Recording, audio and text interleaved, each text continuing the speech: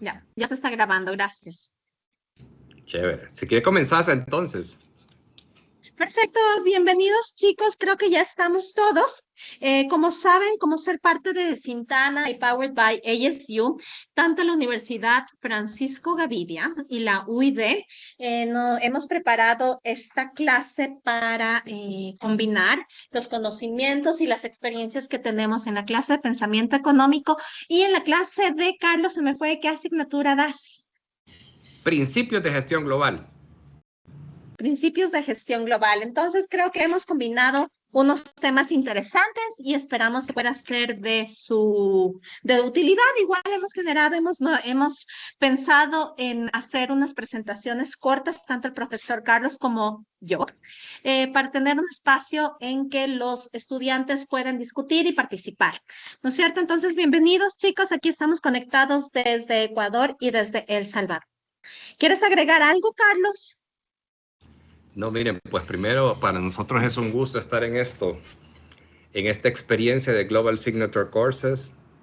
Aquí pues lo bueno es que vamos conociendo, ustedes se conocen con alumnos del Salvador y los del Salvador se conocen con alumnos de Ecuador, que es parte de lo importante en lo que estamos ahora a nivel mundial, ¿verdad? Para entender de que estamos conectados y que hay experiencias que se pueden compartir. Este tema ha sido un reto para mí porque aquí la experiencia la tiene la licenciada y espero pues poder estar al nivel y aquí estamos a la orden y quizás la gente de El Salvador ahí si pueden conectar sus cámaras para que los vean también y ahí, ¿cómo se llama? Ahí se pueden hacer contacto vía chat con la gente de Ecuador. No sé si tú comienzas presentando. Me parece, sí, Daniel. yo les doy aquí la introducción sobre desigualdad y después seguimos contigo y después les damos el espacio a los chicos para que nos puedan hacer preguntas y puedan también interactuar entre ellos. ¿Te parece bien? Perfecto. ¿Podés presentar, tranquila, compartir? ¿O te cambio? Perfecto, sí, ya voy a compartir y chicos, gracias El Salvador por prender sus cámaras. Siempre es bueno mejor frente a estas frialdades de las computadoras, por lo menos poder ver su cara y tener algo más de calidez. Entonces voy a empezar. ¿Me confirman si es que ven mi pantalla, por favor? Desigualdad, compartir. ¿Están viendo mi pantalla? No. Sí, perfecto. Ahí va.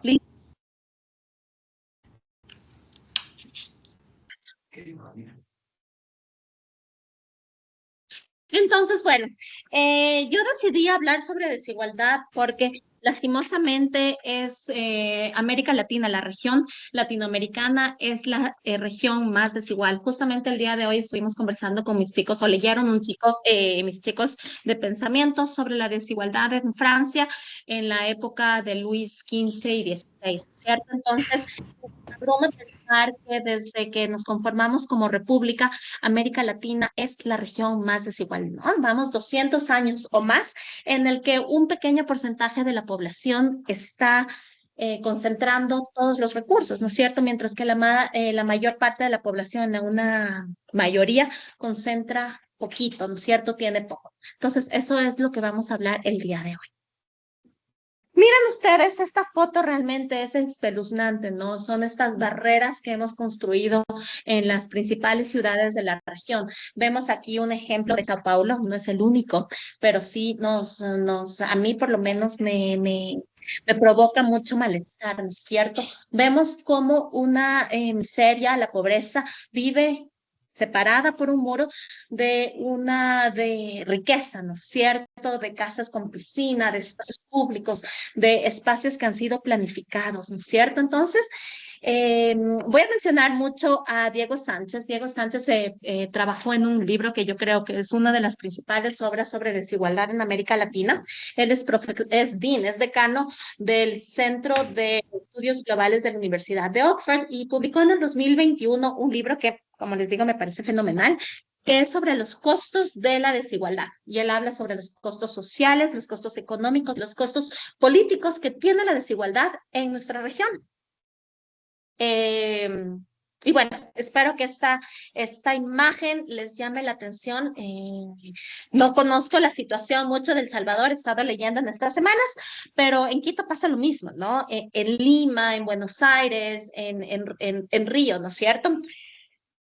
Miren ustedes, este es un informe de la Organización de las Naciones Unidas sobre cómo estamos tan divididos, y eso es específicamente para la región, ¿no es cierto? El 1% de la población más rica del planeta, 1%, concentra el 40% de los activos mundiales, mientras que la mitad más pobre no tiene más del 1% de la riqueza. 1% más rico, 40% de la riqueza. Más de la mitad más pobre, 50% pobre, no concentra ni siquiera el 1% de la riqueza. Eh, Hemos mejorado definitivamente, hemos tenido una disminución en la tasa de mortalidad materna. Las mujeres que viven en zonas rurales todavía tienen el triple de probabilidades de morir durante el parto que aquellas que viven en los centros urbanos. Y esto es crucial, ¿no es cierto? Porque si bien hablamos de desigualdad en América Latina, también tenemos desigualdades interseccionales que afectan a ciertos grupos con más severidad, ¿no es cierto? Tenemos a las mujeres indígenas, a las mujeres afros, a las poblaciones afros, ¿no es cierto? Y también tenemos un sesgo hacia la niñez. Trabajar en estas interseccionalidades también nos permite entender mejor qué está pasando, y también si es que estás pensando desde el lado del gobierno, ¿no es cierto? Tratar de tener estas políticas para tratar de solventar esta situación que está grande, ¿no? Y aquí, no sé, la situación de El Salvador, Carlos, después tú me puedes contar, ¿no? ¿Cómo recolectan los datos administrativos? Nosotros hacemos todavía, tenemos por censos, ¿no es cierto? Realizamos un levantamiento censal cada 5 años. Lastimosamente, nuestro último censo, que se hizo en época de pandemia, cubre, invisibiliza a un montón de personas que pertenecen a estos grupos, a estas interseccionalidades, a estos grupos vulnerables. Por ejemplo, la historia es dramática con los grupos afroecuatorianos. Del 7%, de la noche a mañana pasaron a ser tan solo el 4%. ¿Qué políticas podemos realizar para solventar las necesidades de los pueblos afroecuatorianos cuando realmente hemos provocado en los datos un aniquilamiento de ellos, ¿no es cierto? Si bien seguimos con buenas noticias, la protección social se ha expandido, ¿no es cierto?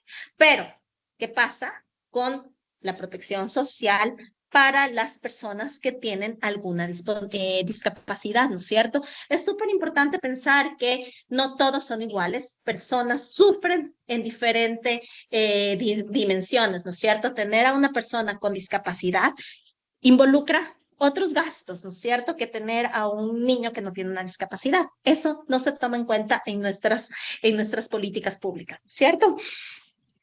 Ahora, otro tema, ¿no es cierto? Les he mencionado que las mujeres somos las más afectadas por la desigualdad. Lastimosamente, existe un sesgo de género. Seguimos viviendo en ciudades y en países que son machistas y nos siguen matando por ser mujer, ¿no es cierto? En El Salvador estaba revisando las tasas de femicidios, son altísimas. Aquí en el país, cada 22 horas matan a una mujer simplemente por el hecho de ser mujer, ¿cierto?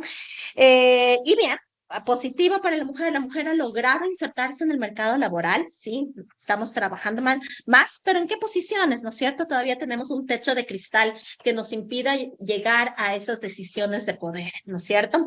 Y además, somos sobre representadas, estamos representadas de manera desproporcional en el empleo vulnerable. Estamos también, 70% de la economía del cuidado lo hacen las mujeres. Las mujeres trabajamos en las actividades domésticas. Aquí en el país recientemente salió la última encuesta. Trabajamos el 75% de las actividades domésticas las realizamos las mujeres, ¿no? Entonces, eso también nos deja mucho que pensar. Y aquí hay un tema que es fundamental, ¿no es cierto? Que yo creo que nos compete a todos hablar de desigualdad. Por dos razones o por dos motivos, ¿no es cierto? No es simplemente una cuestión de ideología política. es un tema de ética, motivos filosóficos, pero también motivos funcionales, ¿no es cierto? Vamos a analizar cuáles son los motivos filosóficos y éticos de por qué nos interesa no tener sociedades desiguales, ¿no es cierto? Aquí vale la pena preguntarse y entender que no existe ninguna razón de por qué individuos deben ser tratados de manera diferente en el acceso a recursos económicos, ¿no es cierto? Porque el momento que tú ya les estás excluyendo de ciertos recursos, de cuando son chiquitos, ya les estás generando y condenando a que tengan esta exclusión de por vida, ¿no? Vamos a hablar más adelante sobre qué pasa con la situación de la movilidad social en los países latinoamericanos. Y la historia no es bonita, no hay movilidad social aquí. Entonces, el momento que tú ya les excluyes de un montón de cosas, principalmente los recursos económicos, queda marcada esta exclusión en diferentes ámbitos y se extiende para toda la vida. Pero si es que esta razón intrínseca no llega a convencerte, también hay una razón funcional por la que la desigualdad tiene que importarnos. La desigualdad reduce la posibilidad de un crecimiento generalizado, ¿cierto? La desigualdad afecta las características del desarrollo. ¿Cómo podemos pensar en tener países desarrollados si no atacamos a la desigualdad? China e India son los países que más billonarios están generando a la semana. ¿Qué sacamos con tener billonarios, en el caso nuestro latinoamericano, millonarios, si es que tenemos personas, el 50% que no tienen ni siquiera el 1%? A los países, esto menciona Hayun Chan, que es uno de mis pensadores heterodoxos más importantes que ha marcado mi carrera académica.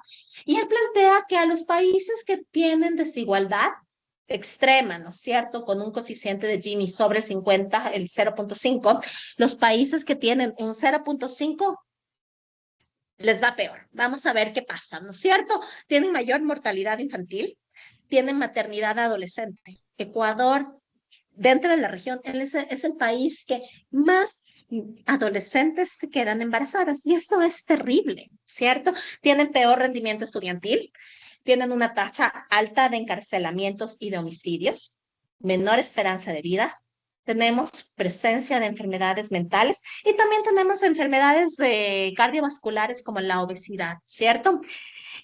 Wilkinson y Piketty tienen un paper súper interesante que se llama La desigualdad, un análisis de la infelicidad colectiva. La desigualdad nos hace infelices, ¿no es cierto? Ahora, Chan también plantea que, ¿qué pasa si es que cuanto menor sea la desigualdad, mejor andarán las cosas? Y él plantea que no. Unas rentas igualitarias pueden desalentar a la gente a la hora de trabajar más o de innovar para ganar dinero. Sin embargo, también plantea que no está bien tener una desigualdad extremadamente alta, ¿cierto? La desigualdad obstaculiza el crecimiento económico y además genera un montón de problemas sociales. Y un tema que plantean muchísimos autores como Hayun Chan, el Diego Sánchez y Stiglitz, por decir algunos, es que la desigualdad es un tema político, ¿no es cierto? Yo soy fiel creyente y con evidencia que las políticas económicas tienen un papel extremadamente importante en reducir o incrementar la desigualdad. Miren ustedes cómo se desarrollaron los tigres asiáticos, ¿no? Justamente el otro día estaba conversando con mis estudiantes. Corea en 1970 era económicamente más pequeño que Ecuador. Y es más, Ecuador fue el primer país en importar un auto coreano. Cuando Corea decidió importar autos, nosotros como Ecuador fuimos el primer país en comprarles. Miren qué cambió. ¿Cómo es posible que en 50 años Corea nos dé tantas vueltas, ¿no es cierto? Y es netamente los temas políticos, ¿no es cierto? Y una de las principales políticas económicas a las que se debe el crecimiento económico de manera equitativa, son bastante igualitarios, bueno, sí, son bastante igualitarios, es la reforma agraria.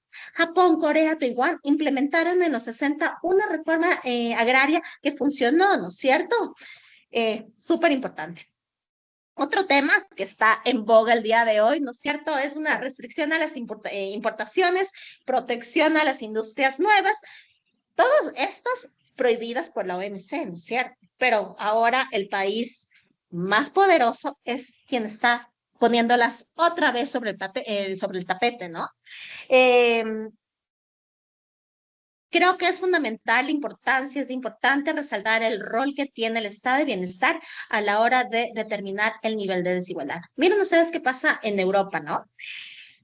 Antes de considerar impuestos y transferencias, Francia, Bélgica y Austria son más desiguales que Estados Unidos. Sin embargo, con políticas tributarias y de gasto social y de transferencias, Francia, Bélgica, Austria logran revertir esto y se convierten en más equitativos después de las políticas. Un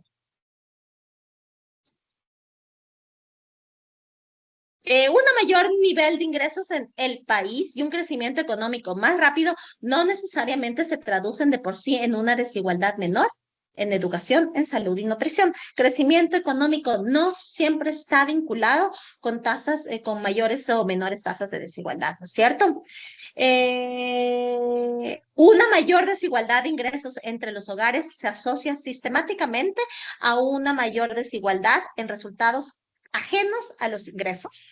Y impulsores que son importantes mencionar para lograr una disminución en la desigualdad o un incremento están la gobernanza, el gasto social y también las normas sociales. Y este es un tema que creo que es fundamental, que les había mencionado al inicio de mi pequeña charla, es cómo está la situación de la movilidad social aquí en nuestros países, ¿no es cierto? La elevada desigualdad reduce el crecimiento porque impone barreras a la movilidad social, ¿cierto? Aquí he incluido un poco lo que plantea el Diego Sánchez sobre los círculos viciosos que tiene la desigualdad, ¿no es cierto? Eh, una buena educación en nuestros países es costosa. Lastimosamente, tenemos políticas públicas que no han invertido lo suficiente para tener una educación pública de calidad. Lastimosamente, la desigualdad provoca exclusión, ¿no es cierto? Entonces, las élites se llevan con las élites, los vínculos de las élites, la vida diaria de las élites se realizan entre ellas. No existe esta interacción con otras clases, ¿no es cierto? ¿Y eso en qué afecta? En que el capital social se concentra, no tenemos contactos con diferentes personas y genera esta subcultura de la élite, ¿cierto? Y al tener esta exclusión en tantas áreas, también vamos a estar excluidos de los mejores puestos de trabajo, ¿no es cierto? Y el Diego Sánchez plantea esto como la endogamia intelectual y cultural entre la élite. No se vinculan. El Diego Sánchez plantea los casos de México, ¿no es cierto? Las élites han generado las propias universidades, ¿no es cierto? El TEC de Monterrey, una universidad realizada por millonarios para los millonarios, ¿no? Y miren ustedes qué pasa, no quiero cansarles tanto porque ya mismo estoy terminando. ¿Qué pasa con tener una movilidad social reducida, ¿no es cierto? No tenemos ascenso social y lo más dramático es que la herencia, la influencia de la herencia en la riqueza de los millonarios es determinante en la región. 54% de los súper ricos, incluido en la lista de Forbes, obtuvo su patrimonio parcial o totalmente por herencia. Entonces, aquí, ¿quiénes son los ricos? Los que han heredado su riqueza. Y quise poner este cuadro que les hablé del coeficiente de Gini. El coeficiente de Gini es la manera más común de utilizar, de medir la desigualdad, pero hay otros que nos dicen muchísimo más, ¿no? A mí me gusta mucho este índice de Palma. Ahí está explicado qué es el índice de Palma, es la relación entre el ingreso del 10% de la población con más ingresos y el 40% de la población con menores ingresos. ¿Por qué hacemos eso? Porque no nos dejamos de lado a la media, ¿cierto? Al centro de la distribución. Usualmente en nuestros países viene a ser igual. Entonces el índice del Palma se concentra en los extremos. ¿Okay? Creo que es fundamental. Y miren ustedes esta relación que plantea Diego Sánchez en torno al índice del Palma y la tasa de homicidios. ¿Por qué les puse? Miren ustedes, chicos del Salvador, ¿en dónde está El Salvador? Ese es este punto extremo, ¿no es cierto? Y Ecuador, sí, mis ojos no me fallan, es este de acá. Entonces, tenemos desigualdad. Y también tenemos, bueno, El Salvador es un outlier, ¿no es cierto? Pero tenemos evidentemente que a mayor desigualdad tenemos una mayor tasa de homicidios o de violencia. Y les he puesto este blog que Branko Milanovic, el autor que les mandé a leer el día de hoy a mis estudiantes, plantea sobre las exclusiones, ¿no es cierto? La exclusión de ingresos también va a generar una exclusión educativa, ¿no es cierto? Y principalmente esta educación educativa, exclusión, perdón, de educativa y exclusión de ingresos, tiene un tinte racial, de género, y que definitivamente no es buena para la sociedad porque tiene acarrea problemas en movilidad social y también tiene efectos políticos. Y bueno, y para cerrar les he puesto esta foto, que es de uno de los levantamientos, no, perdón, no es levantamiento indígena, sino de las protestas indígenas que tuvimos en el 2019. Es tomada por David Arcos, y ilustra al 7% de nuestra población en Ecuador. La población indígena representa el 7%, representa a una mujer y representa a la persona más pobre, y ser pobre acarrea un montón, está vinculada con un montón de interseccionalidades. No les he puesto la foto de la persona más pobre, que es una niña, porque no, la ley nos prohíbe poner fotos de niñas, pero sí, mujer, indígena y niña. Ella representa la población más vulnerable en nuestro país y sí, lastimosamente en nuestra región también. Quiero cerrar para también darte paso a ti, Carlos, y que podamos tener un espacio de discusión tanto con nuestros alumnos del Salvador como nuestros alumnos ecuatorianos. Te cedo la palabra. Muchísimas gracias. Gracias, Daniela. ¿Me escuchan? Escuchamos perfecto, gracias. Sí, miren, muy interesante todos los datos que estás mostrando. Quizás confirmo lo que dijiste del TEC de Monterrey, porque yo soy graduado de allá, pero no es porque sea millonario. Es más, el material que les voy a enseñar, ustedes van a entender por qué yo tuve la oportunidad de estudiar en el TEC, y fue porque el hecho de que el manejo del dinero, y especialmente la diferencia de una moneda fuerte contra una moneda débil. Ayer platicábamos con los alumnos y comentábamos, es que lo que pasa es que recordemos que la gente siempre tiene memoria corta. Caso de El Salvador, a la gente ahorita en este momento como que se le ha olvidado que hace unos 3 años o 4 o 5 era imposible caminar en las calles sin que te salten. Ahí ahorita es el país más seguro de todo el mundo, parece. Y entonces todo el mundo ya se le olvidó eso, lo da por sentado, y ha empezado la presión social de qué pasó con la economía. Entonces, la desigualdad o inequidad se ve en todos lados en la parte económica, y afecta, como tú dices, Daniela, y afecta más exactamente al género femenino. Curiosamente, en el país la economía se mantiene a nivel de pequeña y mediana empresa, no mediana, pequeña y micro. Todas las dueñas de los negocios, la mayoría son mujeres. Todas están separadas, casi la mayor parte, porque sufrieron violencia de género. Es bien interesante eso. Eso te implica la inequidad, los problemas que genera. Y aún así comentábamos, y el salvadoreño está con un velo encima y no ve que en Guatemala, la que la para, o Honduras, las cosas son peor. Y es porque ellos no tienen una moneda como el dólar. Ustedes y nosotros, entiendo, Ecuador también está en el dólar. Entonces ahorita lo que les voy a presentar rapidito, me lo voy a llevar para Argentina, me lo voy a llevar a Turquía. Ustedes pueden hacer una reflexión con lo que pasó en Bolivia, con lo que pasa en Venezuela. Pero al final es la diferencia entre tener una moneda dura, que es el dólar, si lo quieren ver así, contra una moneda de monopolio, que son las restas monedas. No vamos a entrar en política, pero sí vamos a analizar desde el punto económico cómo eso te afecta en tu plan de vida. Y además, cómo la tecnología ayuda a cerrar la brecha de inequidad. Toda, económica, de género y de superación. Entonces les voy a compartir este podcast, póngale atención y escúchenlo rapidito, dura como 15 minutos, pero escúchenlo con atención y después les cierro con una slide nada más que resumimos todo. Vamos a ver, viene. Empezamos a ver. Ahí me ven en mi pantalla. Ahí va, confirmen que me escuchan.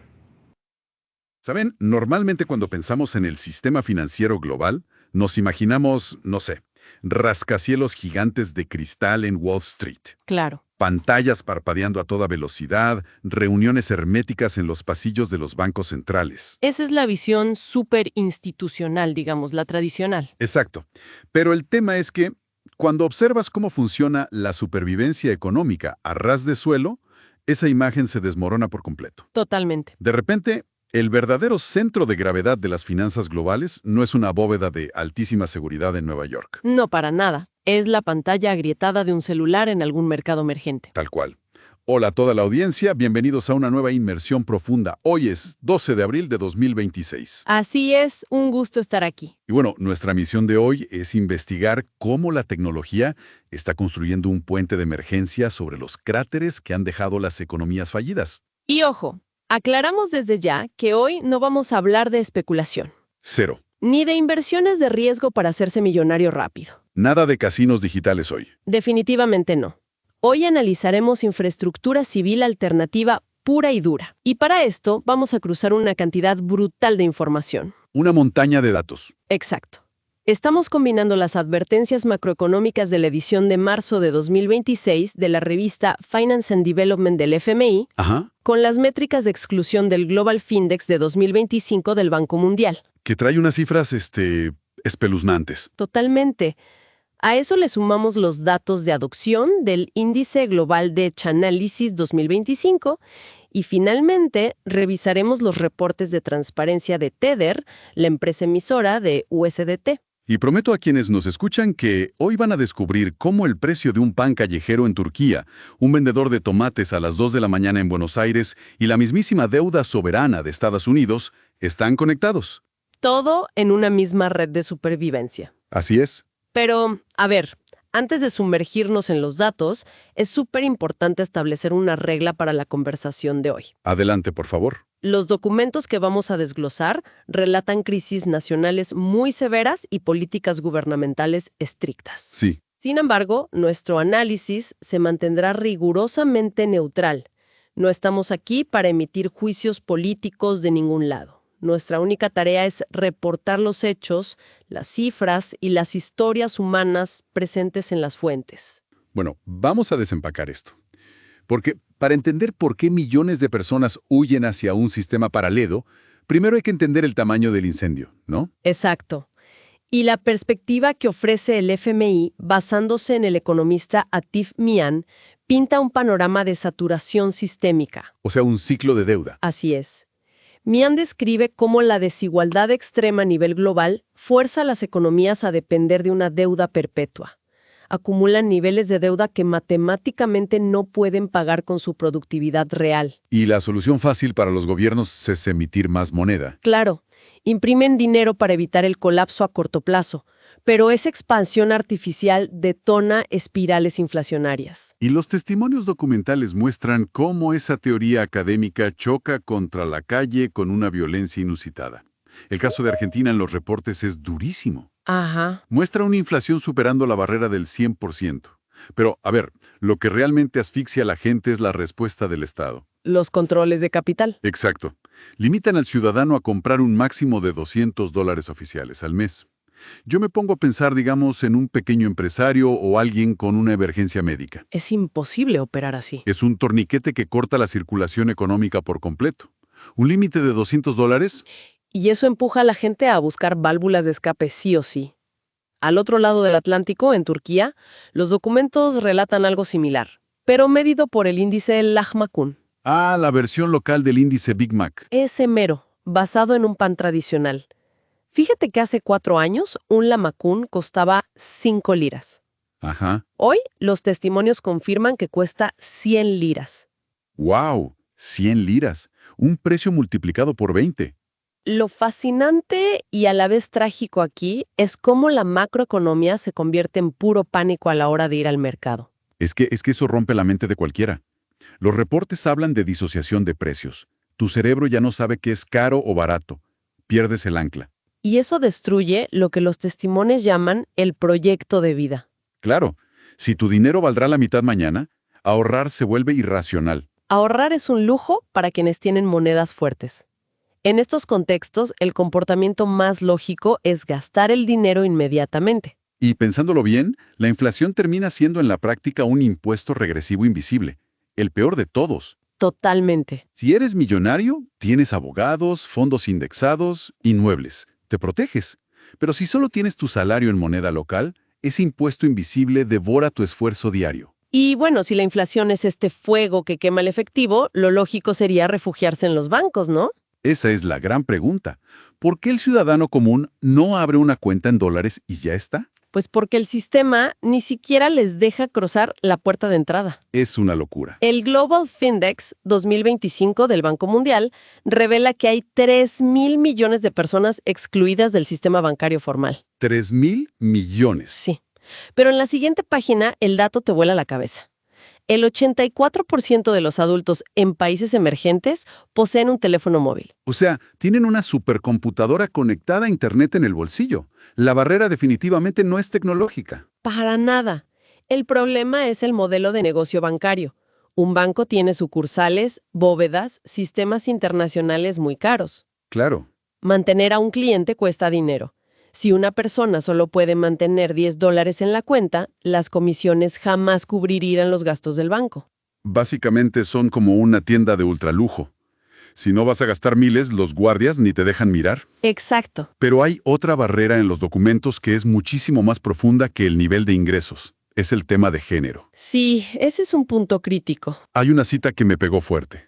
Dice, los hombres llegaron a la luna antes de que las mujeres pudieran tener su propia tarjeta de crédito. Es una anomalía histórica perturbadora, y el sistema arrastra esas fallas. Hoy en día hay leyes o normas culturales que prohíben a las mujeres abrir cuentas o tener propiedades sin la firma de un esposo. Es una dependencia forzada. Y el reporte cruza esto con una estadística de supervivencia vital. Así es. Cuando una mujer logra la independencia financiera total, las probabilidades de sufrir abuso doméstico en su hogar caen un 40%. Un 40%. Esto revela la verdadera naturaleza del dinero. El control financiero es el candado del abuso. Totalmente. Si tu pareja puede ver y confiscar tus ahorros, la posibilidad de agarrar a tus hijos y salir por la puerta es casi nula. Pero, a ver, yo tengo que cuestionar a la industria tradicional. Si los bancos saben que el 84% ya tiene un celular, Sí. y saben que la inclusión salva vidas, ¿por qué no crearon ellos una app sencilla para saltarse la burocracia? Porque requeriría desmantelar su propio modelo de ingresos.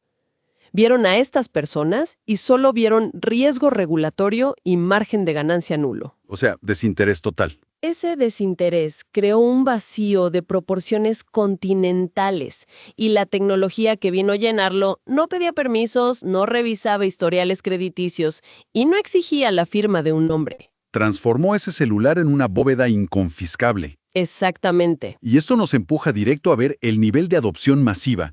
Si los bancos cerraron la puerta, la gente encontró una puerta trasera. Las famosas stablecoins. Y el índice global de Chainalysis 2025 mide la magnitud de esta huida. América Latina tuvo un crecimiento del 63%. Un montón. Pero Brasil es un caso aparte.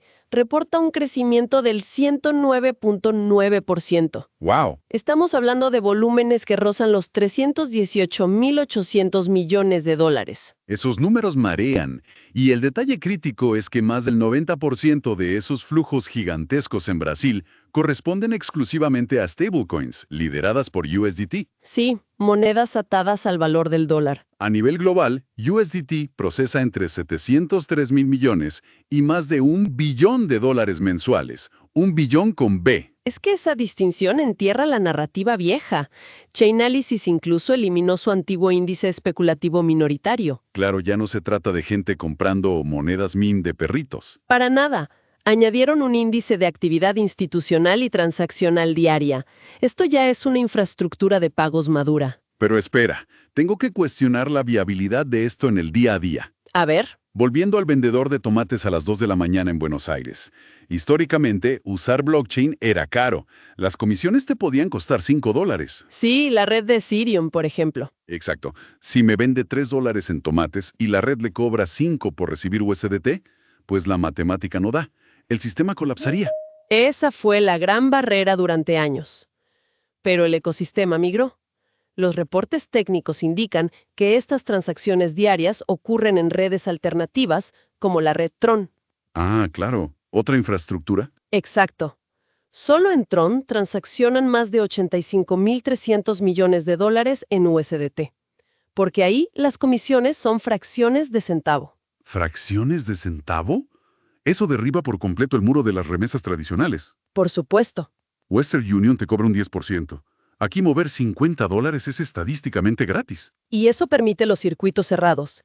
El vendedor de tomates recibe USDT y no los cambia a pesos argentinos que se devalúan. Claro, los retiene. Los usa digitalmente, al día siguiente, para pagarle al agricultor mayorista. Aquí es donde se pone realmente interesante. Vemos cómo instintivamente bifurcaron sus finanzas.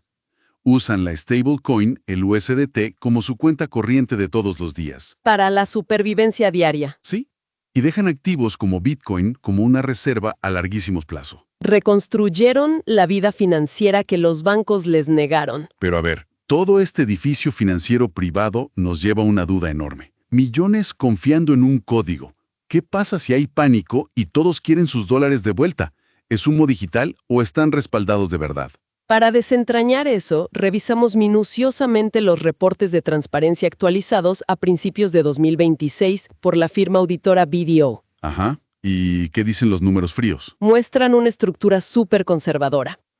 Del lado de los pasivos, o sea, los tokens que deben honrar, tienen 186.500 millones de dólares. Ok. Pero sus activos totales superan los 192.800 millones de dólares. O sea, tienen más plata real que tokens emitidos. Tienen un excedente. Un capital neto a favor de 6.300 millones de dólares. Y ese colchón sirve para evitar corridas bancarias. Exactamente. En un banco comercial, si todos piden su dinero el mismo día, el banco quiebra porque el dinero está prestado en hipotecas a 30 años. No tienen liquidez. Así es, pero Tether no presta el dinero de los usuarios. Ese excedente gigante absorbe cualquier pérdida si tienen que vender activos de urgencia en un día de pánico masivo. Es un nivel de sobrecolateralización que ya quisieran los bancos tradicionales. Sí, la verdad. Pero hay un detalle en esa lista de activos que, para mí, es la paradoja más grande de toda la investigación. Los bonos. Sí. De esos más de 190.000 millones en reservas, aproximadamente 100.000 millones de dólares están invertidos directamente en deuda soberana de Estados Unidos. Específicamente letras del Tesoro a corto plazo, el activo más seguro del mundo. Exacto. Pero piensen a escala geopolítica. Si Tether fuera un país, sería el 18º mayor tenedor de deuda del gobierno de Estados Unidos en todo el planeta. Superando a economías enteras. Es que es increíble. Crearon un banco central en la nube, rescatando a ciudadanos del tercer mundo, pero su ancla de estabilidad principal es la deuda más tradicional y centralizada que existe, la del gobierno de Washington. Si conectamos todo, la ironía es brillante. Esta tecnología rebelde extrae la estabilidad de la superpotencia mundial y la empaca en fracciones de centavo. Para que la use una mujer en Medio Oriente o un comerciante en Buenos Aires. Una simbiosis perfecta. Tal cual. Bueno, vamos a sintetizar el recorrido enorme que hicimos hoy. Empezamos con cómo la inflación destruye el proyecto de vida, como vimos con el pan lamajón. Así es. Luego vimos cómo, al huir desinflación, la gente choca con una exclusión bancaria brutal, que además golpea a las mujeres, sabiendo que el control de su dinero reduce el abuso doméstico. Cifras devastadoras, sí. Y vimos cómo esa necesidad generó la adopción masiva de stablecoins, moviendo billones en redes casi gratuitas en América Latina, terminando irónicamente anclados en la deuda estadounidense. Entonces, ¿qué significa todo esto para el futuro? Mira, la reflexión final que emerge de cruzar todos estos documentos es profundísima. A ver, Históricamente, emitir moneda ha sido el pilar de la soberanía de una nación. claro. Pero hoy, OIVO en la nube está protegiendo el ahorro de las personas y dándoles independencia, haciendo el trabajo en el que los estados y los bancos llevan décadas fracasando. Totalmente. Entonces, si miles de millones de ciudadanos eligen esta infraestructura paralela alojada en la red, por encima de las instituciones de sus propios países, me pregunto si no estamos presenciando la fractura misma de la soberanía nacional sobre el propio dinero. Es una premisa monumental. Al final todo se reduce a personas intentando proteger su trabajo a través de la pantalla agrietada de un celular. Muchísimas gracias a nuestra audiencia por acompañarnos en este análisis a fondo. Sigan cuestionando el mundo que nos rodea. Hasta la próxima. Con eso estamos viendo este podcast que espero que... Carlos, me quedé con una intriga. ¿Eras tú el del podcast? No, ocupé tecnología para generarlo. Encontré las distintas fuentes, las agrupé en una aplicación que se llama Notebook LM y estuve peloteando el prompt hasta que me dio algo que era más entendible, que espero que haya servido. Quizás ahorita esta última infografía que resume todo ese podcast, entendieron de que entonces quizás el mensaje de todo, hay una inequidad a nivel mundial que se genera para empezar por todos aquellos que no tienen derecho a acceso a la banca, que ya suman 3 billones de personas a nivel mundial. ¿Sí? 3 billones de personas es casi la mitad del mundo. Parece que somos 8. Entonces, 3, bastante, que no tienen acceso a banco. Ahí hay una inequidad, para empezar. Después sumarle en esa parte, la inequidad de género, que genera violencia de género. Entonces surgió esta tecnología, que lo único que soporta es cuando ustedes van y se van a meter a Argentina, se van a meter a Bolivia, a Venezuela, a Honduras, Guatemala, Nicaragua, y vos te metes al mercado y de repente sacas dólares. Mira, me recibe dólares y la gente, vení para acá. Es que en 3 patadas y voltea a ver así como, pero démelos. Y los agarra y los ahorra. Porque esa moneda, comparada con su moneda nacional, es más fuerte. ¿Ok? Lo que pasó en Turquía. ¿En cuánto se devaluó el pan en 4 años? De 5 liras a 100 liras. Porque la devaluación te va comiendo. Ustedes y yo lo sabemos que manejamos dólares. Que cuando vamos al mercado o al súper, nos duele en el bolsillo, que sentís que te muerde el bolsillo. Y decís, porque ya no me alcanza para tanto. Pero tenemos el velo encima. Nosotros tenemos el dólar. Vayan a meterse a estos países que no tienen el dólar y van a ver que ahí muerde más. Hasta los pantalones con hoyos van a sentir, por decir. Pero lo que les quiero decir es que entonces, ante inequidad bancaria a nivel mundial, la gente le encontró la solución. Y es porque surgió esta tecnología que no estaba hecha para eso, pero resulta que todo el mundo la agarra. Especialmente todos los que tienen, los que están abajo, los que están en inequidad total, pobreza y pobreza mínima. Ellos inmediatamente, todos tienen un celular. Todos tenemos un celular, sí, mínimo, si no es que 3. Y entonces te dijeron, no me dejen ir al banco. O cuando quiero comprar dólares, no me dejan tampoco, que es la moneda fuerte. Oye, tío, pues lo voy a hacer a través de tecnología, porque todo el mundo tiene esto. Y esa es la gran penetración que está botando la inequidad. Entonces, como pueden ver en esto, que ahí te lo voy a mandar, Daniela, para que se lo compartas a tus alumnos, es que entendamos que la inflación, que es el gran ladrón, que es manejado por los políticos, desgraciadamente, ustedes y nosotros, la inflación la maneja la Reserva Federal, que es de Estados Unidos, pero hagan de caso de que en un barco que sea gigante, como el Titanic, y cada habitación son cada país con sus monedas honorables, no sé cómo dicen, monedas propias, y así te las venden. Hagan de caso que el Titanic se está hundiendo, y el último cuarto que se va a hundir siempre es el dólar, porque es la moneda más fuerte, y se acabó. Porque es la moneda con la que se hace la transacción a nivel mundial, moneda de reserva mundial. Entonces el que tiene dólares tiene más capacidad de sobrevivir y saltar a la barrera. Yo me acuerdo aquí en la guerra del Salvador, la guerra que tuvimos aquí, que durante bastante tiempo, de 1978 hasta 1990 y pico, murió mucha gente, más de 100,000 personas. Y al final la gente lo que hacía era, cambiaba sus colones, la moneda soberana, la agarraban, los cambiaban a dólares y la madre la enterraba. Enterradito, así como los cuentos de sus abuelos, que enterraban el pisto en los patios, pues. Yo bien me acuerdo de eso, yo lo vi. Si lo hicimos, vi como mi papá hacía. Entonces, la gente siempre busca una salida. Ahora la salida es tecnológica.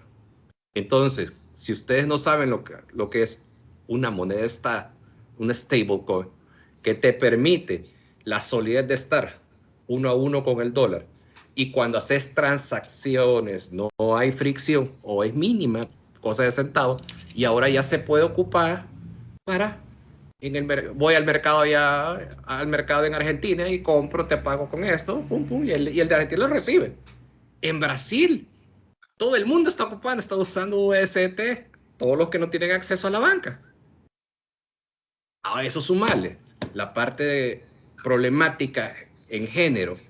Las mujeres inmediatamente de la buena cantidad dicen, voy a tener mi dinero en esto porque no quiero que mi marido, aparte que me pegue, me quite el dinero. Entonces, esto resume el punto y yo creo que es una forma de demostrar cómo la tecnología te puede ayudar a resolver inequidades sociales. Hasta ahí sería yo, Daniela, no sé si o alguien que tenga una pregunta. Chicos de Ecuador, ¿tienen alguna pregunta para Carlos? Adelante. No, los chicos de El Salvador tienen alguna pregunta para Ecuador.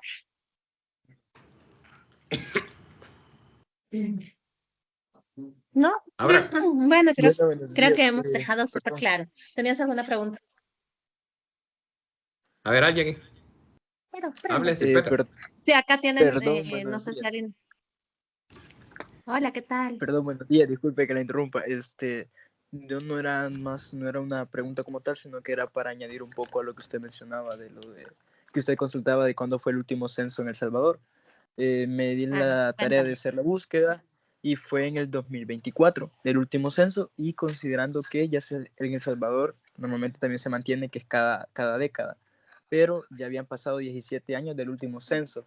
Y pues haciendo el censo y demás, se registró que había incrementado un poco la pobreza límite y pues en comparación con otros puntos también había aumentado la falta de vivienda en el país. Entonces, creo que es algo con lo que comparten parte también con Ecuador, que también tenían el mismo punto de censos. Ahí revisé y Ecuador ha hecho 7 censos desde 1950. Parecido a El Salvador, que también en 2024 hizo el último censo y fue el 7º que realizaron. Y llegando a ese punto también llegué a la conclusión de que compartieron época cuando comenzaron con la dolarización, que creo que Ecuador empezó a principios del 2000, parecido a El Salvador también. Entonces creo que comparten ese punto de los censos, la pobreza y las limitaciones que comparten entre los países. Súper, qué bueno. Gracias por ilustrarnos con lo del censo. No sabía. Y sí, yo aquí es cada 10 años. Nosotros hacemos una encuesta de calidad de vida cada 5. Tienes toda la razón. Nosotros teníamos que haber hecho el censo en el 2020 y por temas de pandemia y todo se extendió y en el 24 me planteas que se terminó, ¿no? Sí, fue un desastre el nuestro. Espero que el de El Salvador represente realmente lo que está pasando con la población, porque es súper importante tener evidencia. Aquí también tenemos una consulta, Dani. Gracias por tu comentario. Bueno, buenos días. En sí, la pregunta podría ser dirigida para Dani o para Carlos. En sí, la pregunta era de que la desigualdad es inevitable o es una construcción social que se puede cambiar en la sociedad. Ok. A ver, Carlos, dale tú primero y luego yo puedo complementar un poco. ¿Qué opinas? Gracias, Dan. Gracias, Dan. Desde mi creencia, es algo que se puede dar vuelta a través de tecnología ahorita como es la opción que es esta. Ajá. Y no es opción porque ya es una tendencia, porque ya la gente la está ocupando. Curiosamente, las stablecoins son conocidas donde no hay dólares. ¿Ok? O sea, aquí en el país, en El Salvador, porque tenemos el dólar, he hecho varias encuestas y un montón de gente, ¿qué es eso? Si yo tengo el dólar, ¿para qué quiero eso? ¿Para qué quiero eso? A menos que empiecen a hacer transacciones. Pero la gente que tiene moneda soberana y encima se los están devaluando, y entonces ellos se están cambiando. Entonces yo creo que sí, seriamente, esta es una muestra de que la tecnología puede ayudar a cambiar la inequidad. ¿Ok? Y sí, yo creo definitivamente que con políticas públicas eficientes, recién salió un informe en el World Economic Inequality Report, algo de eso en el WIF, que Perú tiene el sistema tributario más regresivo del mundo.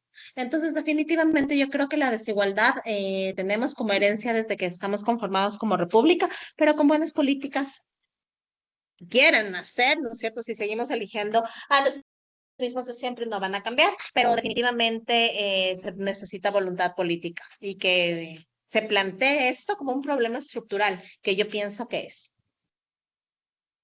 Parece que Vi Henry otra quería. mano levantada por ahí, José, si no estoy mal. ¿Tenías alguna duda?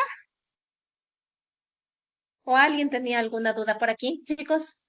Henry. Adu, puedes aquí, Lian y Adu, perfecto. Hola. Tenemos una Sí. pregunta por aquí. Perdón. Carlos, quiero preguntarte cómo se manifiesta la desigualdad social en El Salvador, a pesar de haber alcanzado altos niveles de desigualdad, es considerado el país más pobre de América Central, de Latinoamérica. Entonces, quiero ver qué es el desarrollo de estos cambios. No entendí, Dani. Si tú me la puedes repetir la pregunta. ¿Qué pasa con la desigualdad en El Salvador? Adu, ¿y algo más? ¿Algo más? Se manifestaba la desigualdad en El Salvador, a pesar de haber alcanzado los niveles más altos de desigualdad, y cómo realmente se manifiestan estos cambios. Sí, ¿copiaste, Carlos? No. Repetime, Dani. Ya, te hago un resumen. ¿Ya me escuchas a mí? Sí, a ti sí. Ya, perfecto. Entonces, lo que me pregunta Dubel es, ¿qué pasa con la desigualdad en América, en tu país, en El Salvador? Y plantea que si bien se ha transformado en temas de seguridad, han disminuido la inseguridad, ¿cómo esta disminución de la inseguridad se ha distribuido? Básicamente, ¿no es cierto? ¿Quiénes han sido los beneficiarios de esta disminución en la inseguridad? ¿Te parece si recolectamos alguna más? Josué, si no estoy mal aquí, una persona, ¿quién tiene? Henry, Déjenme hay uno que se llama ver, Henry. veo que tienen más personas, por favor, si prenden el Henry Jonathan, cuéntanos, por favor. ¿Y me escuchan bien? Ujú. Te Sí, escuchamos, Sí. sí. Ok, primero pues agradecer por este espacio donde pues nos hace un poquito más de conciencia acerca de la desigualdad en la región. Am, Honestamente yo no había divisado cómo la desigualdad afecta a las mujeres. Am, Usted en sus comentarios hacía referencia de que por el hecho de ser mujeres tenían más homicidios o feminicidios en este caso, entonces son como crímenes de odio por el simple hecho de ser mujer, ¿verdad? Es lo que comprendo. Entonces, yo estaba viendo el porcentaje de los que estamos conectados aquí, el 65% son mujeres. Entonces, eso es algo que es interesante porque ahora con el acceso a tecnología, con el acceso a información, las mujeres tienen como un poquito más de oportunidad a poder a tener, valga la redundancia, más oportunidades y como acortar esa brecha que había de desigualdad en cuanto a ingresos menores, a maltrato, porque ahora hay más acceso a la información, por lo tanto debería de haber un poquito más de reporte o más denuncia, más de estas situaciones, ¿verdad? Entonces, sí, la pobreza sigue siendo un factor muy importante en el cual afecta, pero la comunicación o la información que estamos teniendo o el acceso a través de las redes sociales está ayudando mucho a que haya un poco más de conciencia, a que haya más acceso a la educación. Y no sé si en Ecuador o en El Salvador, eh, creería yo que hay una mejora, ¿verdad? Comparado de hace 5 años, comparado de hace 10 años. Entonces ahí tal vez sí me confirman si hay alguna mejoría en la última década. Gracias. Qué buena pregunta, Henry, muchísimas gracias. Carlos, ¿te parece si respondo yo esto y después te doy la palabra para que tú respondas sobre la situación del Salvador? vale. Henry, topas dos temas que son fundamentales. Si bien me parece que sumaste que dijiste el 65% de los presentes somos mujeres, en aquí, en esta clase de 20 alumnos, tenemos 4, 5 varones, ¿no es cierto? Y eso que es uno de los cursos donde más hombres están. Y esto demuestra un tema que es fundamental. Las mujeres seguimos estudiando carreras de ciencias sociales. Ya, entonces hay un montón de campañas para que mujeres se integren a STEM. Y aquí hay un tema de desigualdad, ¿no es cierto? ¿Por qué las mujeres no optamos por utilizar STEM, por estudiar STEM, ¿no es cierto? Y puede ser que muchas veces, y estos hay papers que son fascinantes en torno a esto, muchas veces los profesores que tenemos en las escuelas tienen un sesgo pro hombres. Entonces, desde chiquitas nos enseñan a odiar las matemáticas, odiar la física. Entonces, es como que queremos, ya estamos predestinadas desde chiquitas a no seguir una carrera STEM. ¿Cuál es la diferencia entre estudiar ciencias sociales y estudiar una carrera STEM? La paga. ¿No es cierto? Entonces, en ciencias sociales es complicado que no es improbable, o sea, no hay excepciones, pero en STEM te pagan muchísimo más. Entonces, ya desde chiquitas estamos condicionando nuestros ingresos a futuro, ¿sí? Y topas otro tema que es fundamental, hablaste de los homicidios, no, la situación cada vez es peor. Lastimosamente, antes, en el 2000, el dato no va a estar eficaz en el 2020, porque además aquí hay un tema. El femicidio está tipificado en el Código Integral Penal desde el finales de la década anterior, ¿cierto? Entonces, 2018-2019. Entonces, no tenemos datos de cómo ha pasado, ¿no es cierto? Pero lastimosamente, en los últimos años ha disminuido las horas en las que nos matan. Entonces, antes era 30, ahora son 22, ¿no es cierto? Entonces, cada vez tenemos más casos de femicidio. Y quería topar un tema adicional. Es un tema que es crucial. No es el hecho de que las mujeres no tengamos acceso a la educación, porque los datos dicen que las mujeres tenemos más años de educación y somos mejores estudiantes. No es el tema eso, sino que nos están excluyendo a pesar de que somos mejores y a pesar de que tenemos mayores años de educación, no llegamos a los puestos de decisión. Y eso es un tema de discriminación. Y ahora sí, Carlos, te dejo ya para terminar, porque nosotros, para terminar con la respuesta con la pregunta que te hizo Dubel sobre cómo se manifiesta la desigualdad en El Salvador y cómo ves esta disminución de la seguridad, de la inseguridad. Cuéntanos. Bueno, miren, el hecho de la inseguridad se eliminó total. Fue drástico. ¿Cómo se hizo? Podemos estar de acuerdo o no estar de acuerdo. Pero al final, el macro es el país más seguro del mundo. O el segundo, no sé, pero mira, te puedes ir a meter a colonias que antes no podías entrar y salir vivo. Porque aquí había eso. Créanme que como salvadoreño, yo no tuve miedo de irme a meter a una favela allá en Brasil, Río de Janeiro, porque me sentía tan seguro comparado a las colonias de aquí. Así de yuca. Esa inseguridad es real. Ahora este país caminas tranquilo y caminas. Yo camino 2,5 kilómetros para ir a la universidad sin ningún problema. O sea, y salgo en la noche. O sea, en la noche de la universidad para la casa tranquilo. Pues es como debería ser siempre uno. Bueno, uno aprende esas cosas en otros lados. Pero vaya. ¿Qué es lo que está haciendo el gobierno ahorita para cerrar? Porque ahorita quitó la inseguridad. Ya pasaron tantos años. La gente ya está pidiendo, porque la gente pide. Ahora quiero mejorar la parte económica. Y ahorita estamos en una nube fea a nivel mundial que te está afectando. Entonces hay que maniobrar con eso.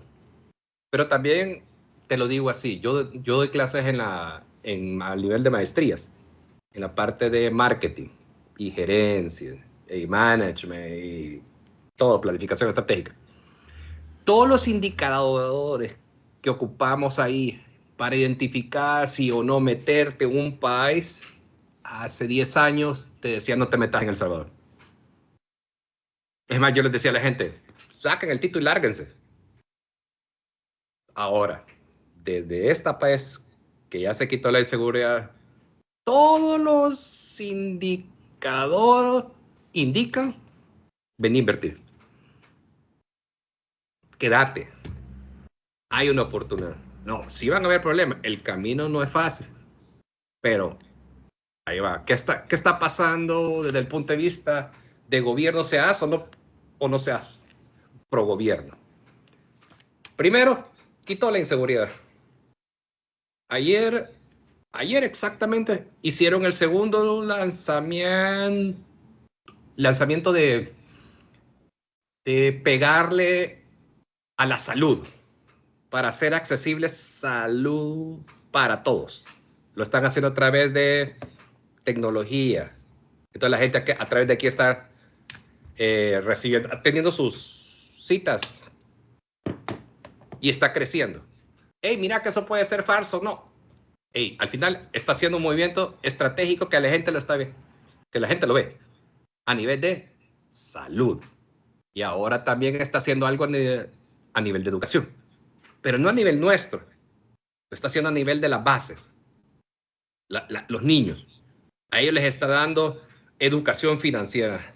Les ha dado tecnología.